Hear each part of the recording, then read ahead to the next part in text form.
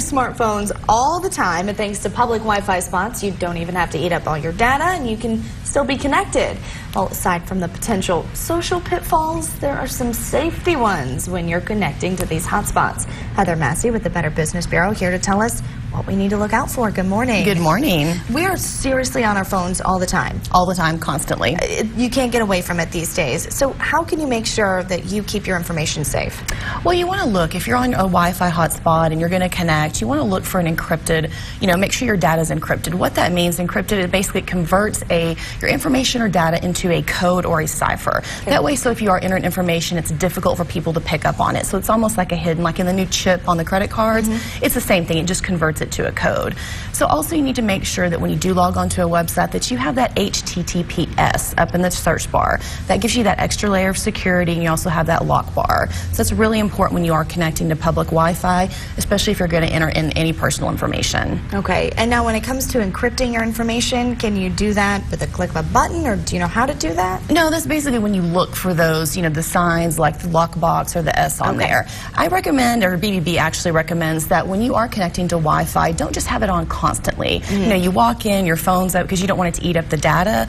Well, if it's not a secured site and you're not asked to use for a password, your information is very, very vulnerable. So it's important to make sure that you have control over that. Okay, are there certain things that we just should not do when we're on public Wi-Fi? You shouldn't log into your bank account when you're on public Wi-Fi. A lot of people go into coffee shops. It's easy, it's convenient, and it's free.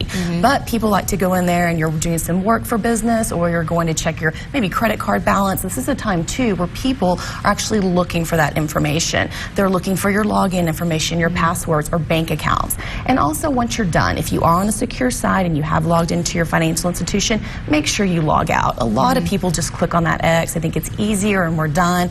But if you are still logged in, that puts your data out there and you're at risk. And what about our passwords?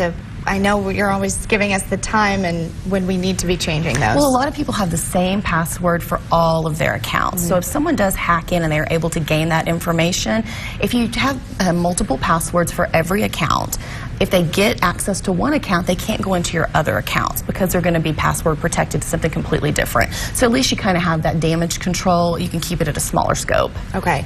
Now, if you're not connected to Wi-Fi, but you are using your data, say on your iPhone, and you are getting onto a website like your bank account, is that still secure or not? Yes, as long as you do have that information at the top. You make sure you have that HTTPS and that lock bar. It's extremely important. If you go to a website and they ask for information and they don't have that lockbox up there, don't give it, especially financial or login information as well. And also the phishing emails that are going around in text. I received several text messages asking, hey, this is for your information, a data security, reply now or press stop.